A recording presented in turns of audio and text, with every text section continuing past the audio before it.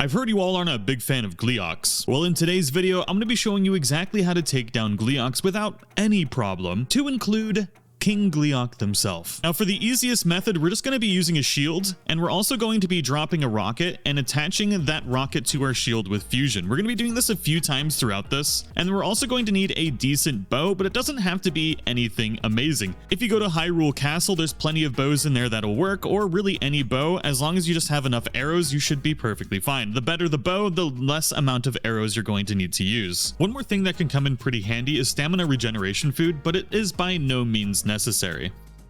Needing the stamina food will only be required if you have a very low amount of stamina or an incredibly weak bow, because what we need to do is we need to jump up in the air and shoot this Gleok in the face many times. So we're going to run towards our Gleok, but make sure not to use a ton of stamina, and once it starts firing at us, we're going to launch up with our rocket shield.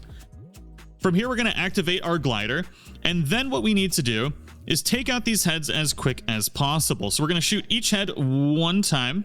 If I could hit it, that would be fantastic. Try not to be terrible and miss like me. Each of these heads has a certain amount of health, and usually if you use a Gibdo bone and really any bow, you're going to be able to one-shot each head. You're going to note that it's ready to be stunned once it starts flinching like this. You can activate your glider, and the Gleok's going to fall to the ground. From here, we just need to beat it in the face to death, and we're going to start paying attention. After about a couple hits, what we're going to do is we're going to go into our inventory, and we're going to drop another rocket shield. We're going to fuse that to our shield, and then we're going to keep beating it until it starts getting up. Once it gets up, we're going to launch back into the air, and we're going to repeat the exact same process. Now, I'm going to do this without using a Gibdo bone, because you can see how much health they have now. It's usually about 2 hits per face with a bow this powerful. If you have an incredibly weak bow, it's probably going to take about 3 hits, and I highly recommend using some kind of fusion material. But you can see the process here, really simple. If your weapon breaks, just switch to a new one and just keep pounding it to death. Make sure that you do not forget to fuse onto your shield. That's really important that the second this thing starts getting up, that we get onto our rocket shield and repeat the same process, because we really don't want it flying up into the air or doing anything. It also has a wind gust that it can do. So the second it starts getting up, make sure to use your rocket shield to fly up into the air. And all we need to do is just keep repeating this process. I think it's going to take 3, depending on what kind of weapon you have, and also if you're hitting it in the face, doing the most amount of damage that you can. Like I said, don't forget, because if you forget to jump up, it's going to fly up into the air, and it actually has a more powerful attack where it flies really high into the air and will do like its final move, and you want to avoid that as much as possible. If it gets above you, use a rocket to shoot it in its face. That way it doesn't actually get away from you. So there is definitely room for error. Don't worry if you mess things up too much. You can definitely recover if you need to. And wham bam, thank you ma'am, the Gleok is down. Now just run up and collect all of your precious rewards, and I can show you an even easier way to take down Gleoks. Now, if you want to get really crazy, we can use Zonaite devices to take these bad boys out. You're going to need 1 rocket, 15 beam emitters, 2 construct heads, a hover stone, and 2 carts. And you can make this lovely creation right here. Now, I do have a full video on how to create this bad boy, but I'll go over it really quick here. Essentially, you have a hover stone with 2 construct heads snapped at a 45-degree angle with the eyes facing down towards the ground. You can see the eyes right there. And then you have all of the beam emitters attached to these construct heads in the same manner. And then you have the carts on the top for a roof so you don't get hit by the flames. Now all we need to do is use Ultra Hand or Auto Build to drag this thing out to the 3rd diamond closest to Gleok. This is about the area where it's going to aggro, and then we're going to sprint up to it and then use Ascend to quickly get up on top of it. Once we're inside our machine, quickly slap it, and we're going to ride this all the way up until the rocket disappears. Once the rocket disappears, we're going to jump off and activate our glider. You're going to see all of the laser beams have activated to destroy Gleok. We're not going to use any fusion materials for this. We're just going to shoot each head as many times as needed to be able to get that stun. And then we just repeat the same process, but now we have 15 laser beams helping us out, continuously doing damage to Gleok, which is quite frankly a little bit ridiculous. Make sure you still have rockets on your shields to be able to jump up before this thing starts blasting you in the face. You can technically start running away from it a little bit, or just use your shield and let the laser beams do their work. But it's going to be a lot faster if you actually participate in the damage, and it's going to be a lot easier.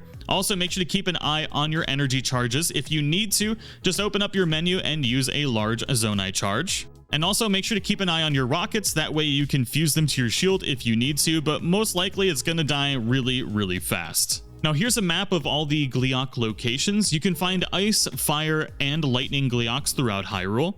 But I did promise we would take down a King Gleok as well. There are 3 King Gleoks spread around Hyrule, the first of which we're going to get to by going through the Picata Stonegrove Skyview Tower, and then launching over to one of these areas. The first of which we're going to get to by going to the Rossborough Pass Skyview Tower, and then launching up and landing on this island right here. We're going to actually need to use a Zonaite device to get up to this island that's just southwest of it. You can see it way high up in there in the sky. Unfortunately, you're probably going to need cold weather gear or cold weather food for this. I'm particularly fond of the Green Goblin glider for this because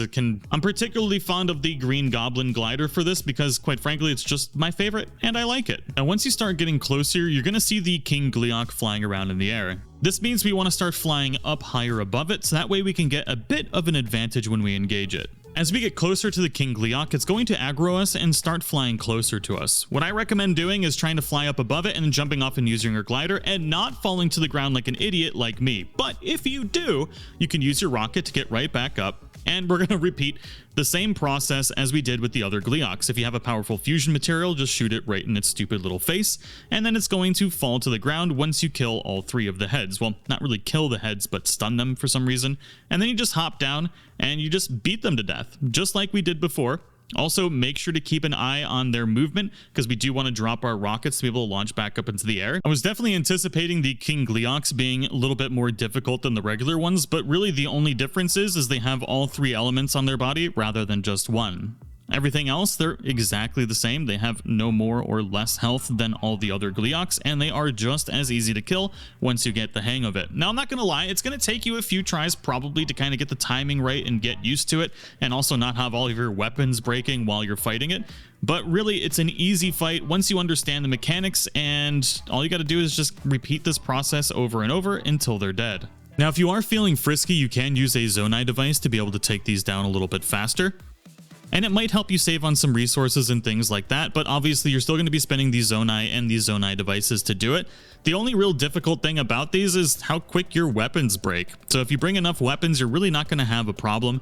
And quite frankly, just having to shoot each one in the face twice really isn't that bad, or even less if you are using fusion materials. So really it just comes down to getting the hang of the mechanics, and once you do, you can take these down without any kind of worry, because once you get past the fear of them, quite frankly, they just die so unbelievably easy. If you are going to use Zonaite stuff for this, definitely make sure to do it like I did, because they can actually despawn your Zonaite devices just like Lynel's can, so that's just something to keep in mind. You can also, you also don't need to use physical damage to be able to kill these. Once they fall to the ground, you can keep using your bow as well. Maybe you have a lot of Gibdo bones and they do a lot of damage. So just take down your King Gleok, and then once you do, you're going to get a nice little scene of this chest opening, and inside is a little present. Open this bad boy up and you're going to get a sage as well. If you give 4 of these to one of the goddess statues, you can upgrade one of your sage companions. Now, if you head south, you can launch out of the Gerudo Highlands Skyview Tower, and you can find another Gleok area right here.